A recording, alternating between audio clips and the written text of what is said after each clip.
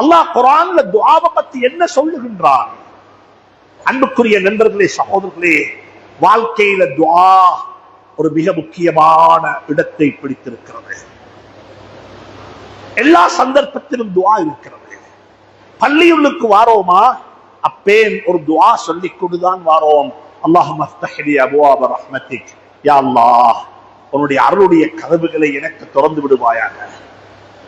அருள் நிறைந்த இடத்துக்கு வந்திருக்கின்றேன், அருள் நிறைந்த இடத்தை நாடி வந்து கொண்டிருக்கின்றேன். அல்லாஹும்ம ஃப்தஹ் லி அப்வாப ரஹ்மத்திக்.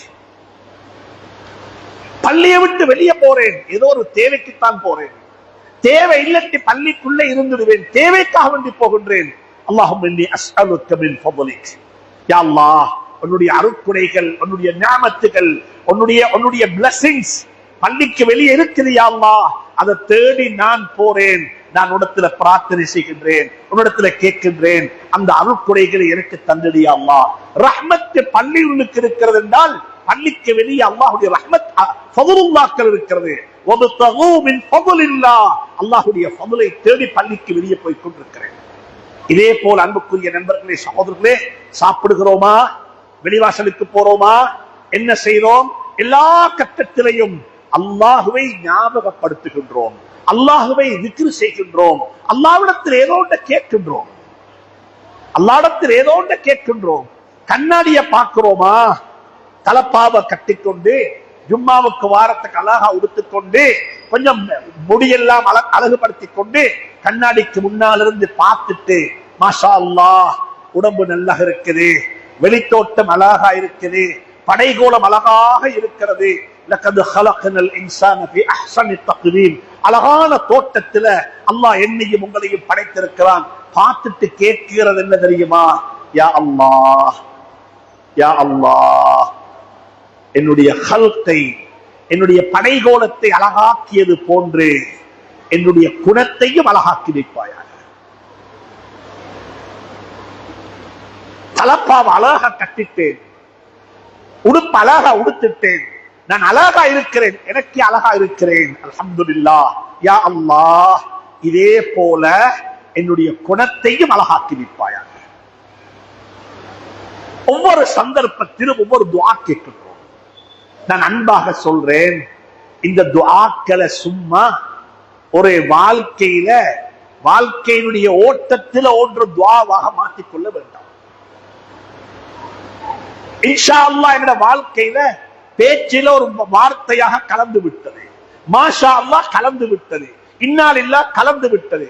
நான் சொல்லுகின்றேன், அது கலந்தது நல்லது, கலக்கத்தான் வேண்டும். ஆனால் அதை உணர்வு பூர்வமாக ஊத வேண்டும், உணர்வு பூர்வமாக சொல்ல வேண்டும். ஒரு சகோதரர் கேட்டார், நாளைக்கு சந்திப்போமா, இன்ஷா அல்லாஹ் என்று சொல்லுகின்றோம். அந்த இன்ஷா அல்லாஹ் என்பது உணர்வு பூர்வமாக சொல்லப்பட வேண்டும். இன்ஷா அல்லாஹ், அல்லாஹ் நாடி இருந்தால் நாங்கள் சந்திப்போமே. ஒருவருக்கு ஒரு நலவு கிடைத்திருக்கிறது, மாஷா அல்லாஹ், அதை சும்மா ஒரு புழக்கத்தில் சொல்லாமல் உணர்வு பூர்வமாக மாஷா அல்லாஹ், அல்லாஹ் நாடியது உனக்கு கிடைத்திருக்கிறது, இது ஓண்ட முயற்சி அல்ல, அல்லாஹ் உனக்கு எதை நாடினானோ அது உனக்கு கிடைத்திருக்கிறது. ஒத்தர் மௌத்தாகித்தாரு, புழக்கத்துல வாய் சொல்லுல, வாயில் அது வந்துவிடும். இன்னா லில்லாஹி வ இன்னா இலைஹி ராஜிஊன். அதை தவிர்க்க வேண்டாம், அதை சொல்ல வேண்டும். ஆனா எப்படி தெரியுமா சொல்ல வேண்டும்? உணர்வு பூர்வமாக சொல்ல வேண்டும். இன்னா லில்லாஹ், நாம் அனைவரும் அல்லாஹ்வுக்குத்தான் சொந்தம்.